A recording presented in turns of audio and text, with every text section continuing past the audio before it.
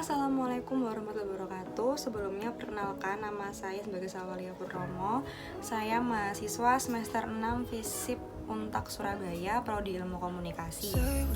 Di sini saya akan mempresentasikan salah satu materi yang ada di dalam mata kuliah Media Cultural Studies, yaitu teori semiotika.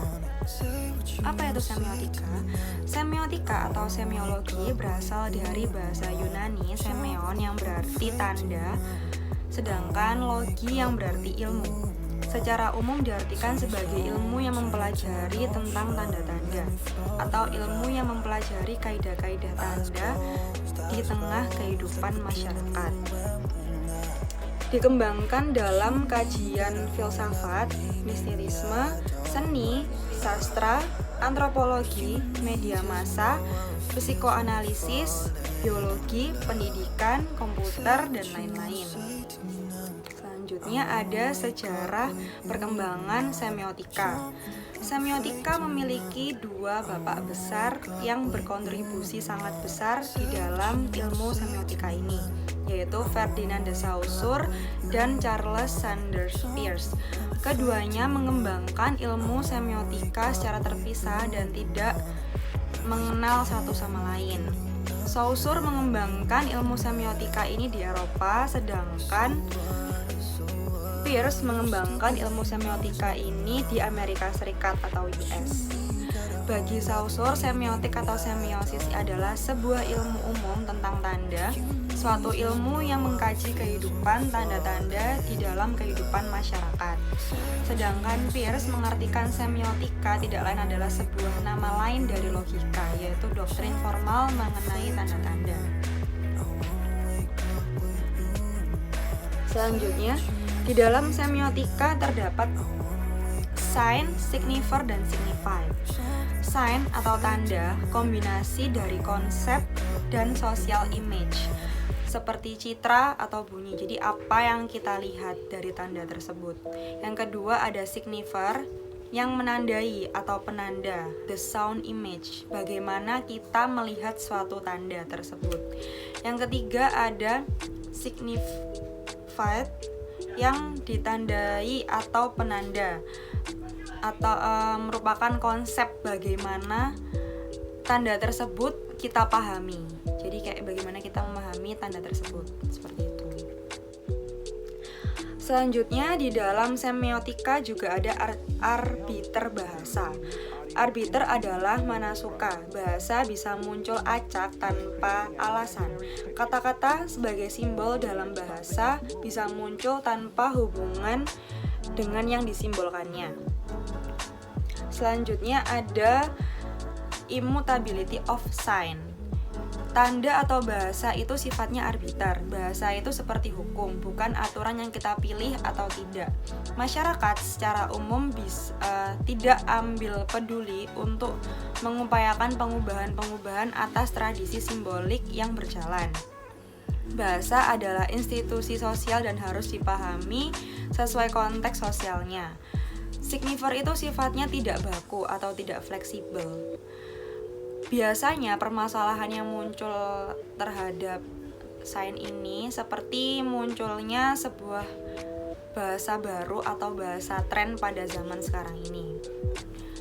Hakikatnya bahasa adalah hasil dari kekuatan sosial dan waktu. Waktu dapat mengubah signifier dan signified tersebut. Selanjutnya yaitu strukturalisme.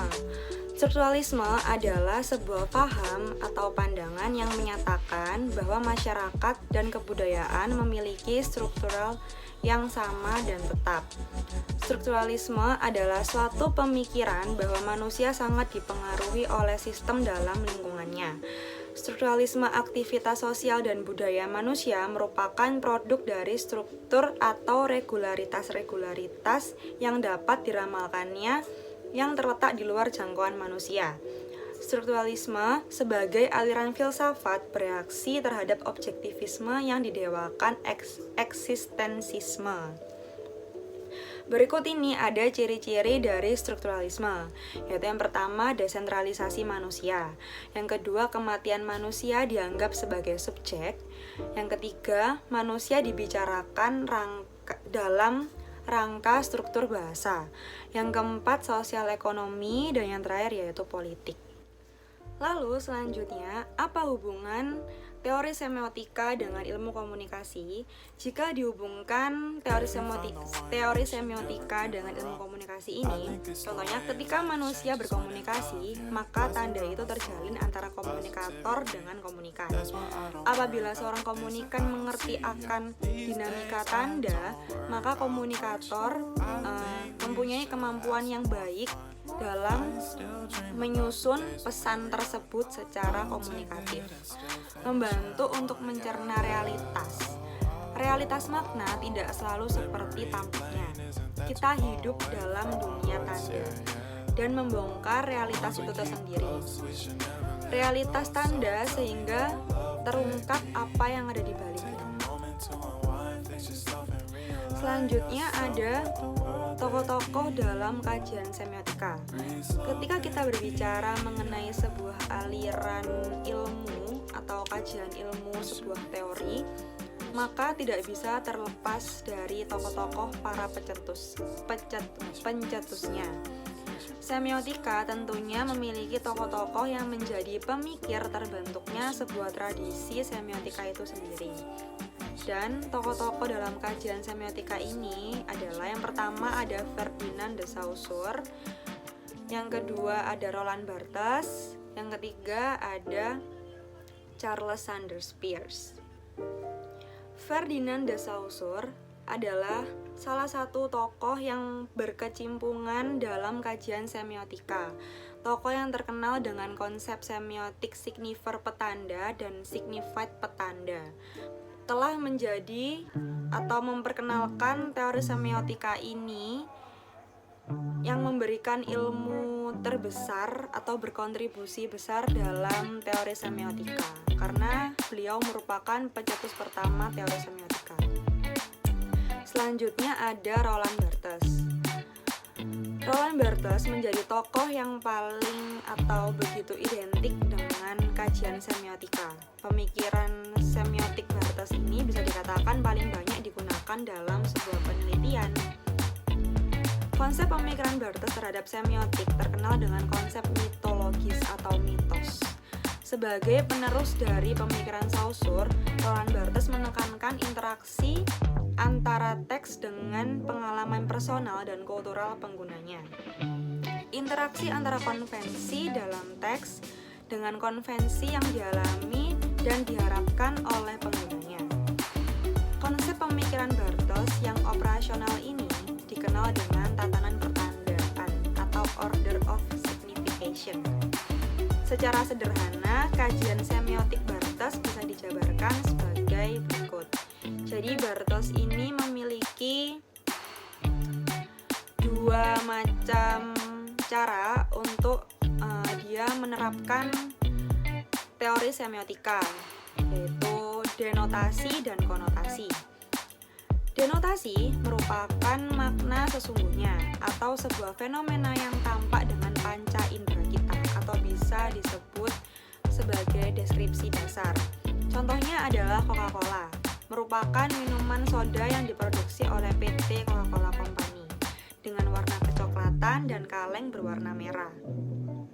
Selanjutnya konotasi. Konotasi merupakan makna-makna kultural yang muncul atau bisa juga disebut makna yang muncul karena adanya konstruksi budaya, sehingga ada sebuah pergeseran tetapi tetap melekat pada simbol atau tanda tersebut. Contohnya adalah Coca-Cola merupakan minuman yang identik dengan budaya modern, di mana Coca-Cola menjadi salah satu produk modern dan cenderung kapitalis. Dengan mengkonsumsi Coca-Cola, seorang individu akan tampak modern dan bisa dikatakan memiliki pemikiran budaya populer atau memiliki pemikiran yang populer masa kini. Dua aspek kajian dari Barthes di atas merupakan kajian utama dalam meneliti mengenai semiotika. Kemudian Barthes juga menyertakan aspek mitos, yaitu di mana ketika aspek konotasi menjadi pemikiran populer di masyarakat, maka mitos telah terbentuk terhadap tanda tersebut.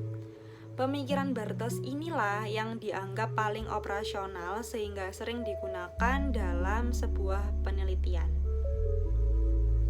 Selanjutnya ada Charles Sanders Peirce. Analisis semiotik Peirce terdiri dari 3 aspek penting sehingga sering disebut dengan segitiga makna atau triangle of meaning. 3 aspek tersebut adalah: yang pertama ada tanda, kedua ada acuan tanda atau objek, ketiga yaitu pengguna tanda. Tanda. Dalam kajian semiotik, tanda merupakan konsep utama yang dijadikan sebagai bahan analisis, di mana di dalam tanda tersebut terdapat makna sebagai bentuk interpretasi pesan yang dimaksud. Secara sederhana, tanda cenderung berbentuk visual atau fisik yang ditangkap oleh manusia. Acuan tanda atau objek. Objek merupakan konteks sosial yang dalam implementasinya dijadikan sebagai aspek pemaknaan atau yang dirujuk oleh tanda tersebut. Yang ketiga, pengguna tanda. Konsep pemikiran dari orang yang menggunakan tanda dan menurunkannya ke suatu makna tertentu atau makna yang ada dalam benak seseorang tentang objek yang dirujuk sebagai tanda. Peirce juga membedakan tanda dalam 3 tipe. Yang pertama ada icon, kedua indeks, ketiga simbol. Icon, bentuk pengecilan dari objeknya atau miniatur, mempunyai makna yang sama dengan objek. Contohnya seperti foto. Indeks, tanda yang berkaitan atau mempunyai hubungan secara nyata dengan objek yang ditunjukkan. Contoh, jarum jam sebagai penanda waktu. Simbol, tanda yang keterkaitan dengan objek petandanya telah berlaku dalam pandangan atau kesepakatan umum atau tradisi. Contohnya seperti rambu-rambu lalu lintas yang ada di jalan.